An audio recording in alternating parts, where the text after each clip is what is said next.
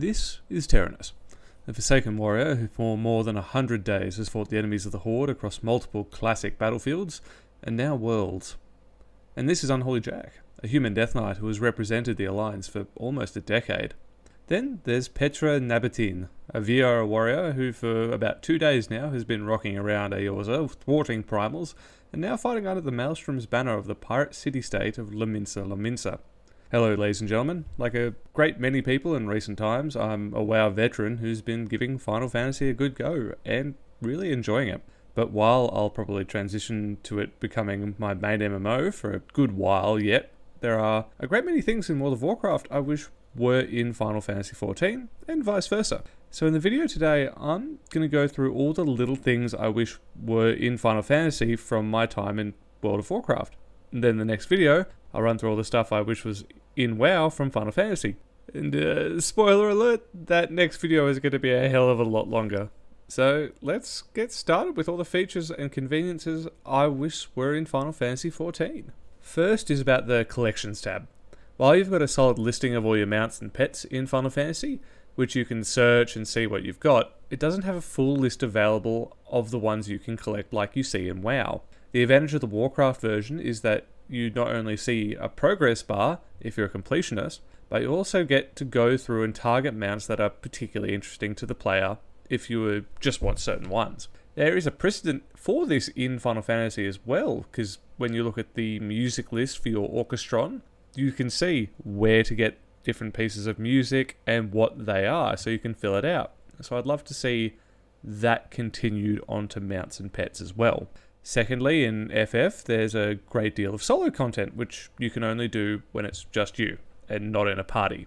This is a little frustrating, as I've been playing with a friend, so every time we get to some story missions, we have to break and then reform the party after the fact. While I know the MSQ is focused on your own story, and I'd never want to change that at all, it'd be nice if you could do that while in a group with a friend.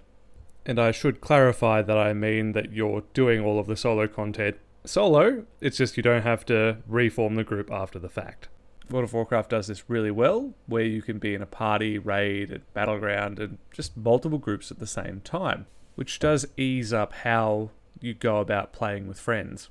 And now, without a good segue, the third thing I'd like to mention is that I'd like a bit more explanation behind what each of the attributes actually does materially.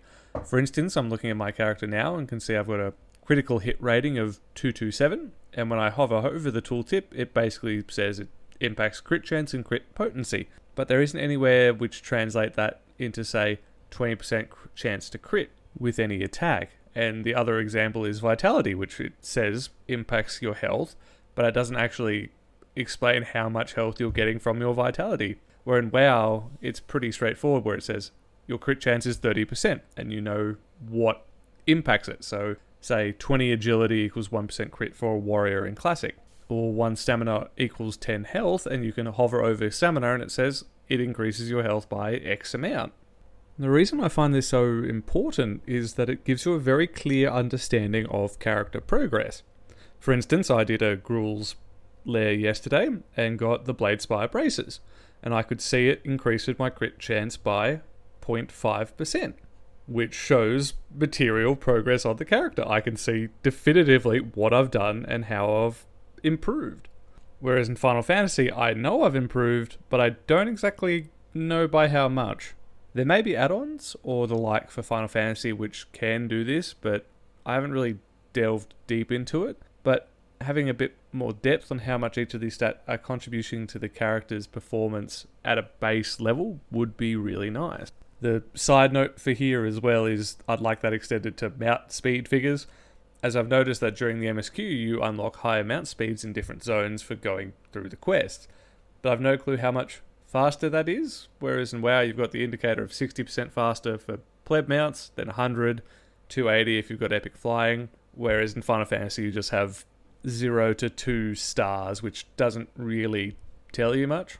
And the last thing I've encountered so far is around the market board, which is the Final Fantasy version of the auction house, which unlike the auction house is market-based and not universal. So the WoW equivalent would be posting something in Thunderbluff, but not being able to see it or buy it in the Orgrimmar one.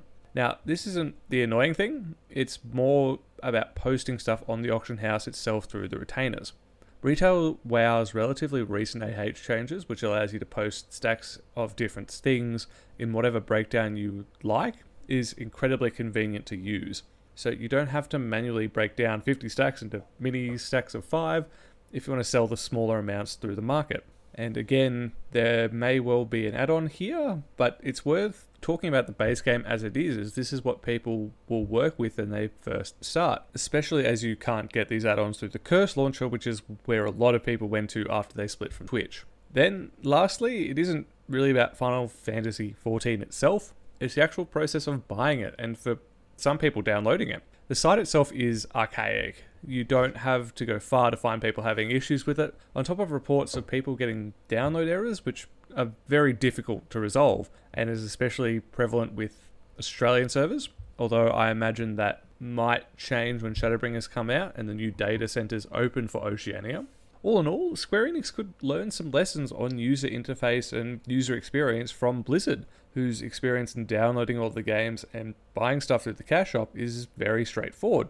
Although I will say, as a side note, the fact that Final Fantasy is still kicking ass in new users, even with that frustrating initial hurdle, is kind of telling. But honestly, all of these little issues and things I'd like to bring into Final Fantasy XIV, which I feel like World of Warcraft does better, are more inconveniences. Thankfully, nothing game-breaking or anything. It's all just neat little ideas to make the game that little bit better. But next episode, I'll be taking the reverse, as even though I haven't played much of Final Fantasy XIV in relative to my total WoW playtime, there are already some glaringly big things that Warcraft could do to dramatically make the game better. Doubt they'll ever listen, unless there's a major reckoning in Blizzard's company structure, but I'll cover that too eventually on the aforementioned second channel I'll create eventually. For now though, thank you all for joining me for another video, and if you enjoyed what you've seen, please like and subscribe below. Thanks all.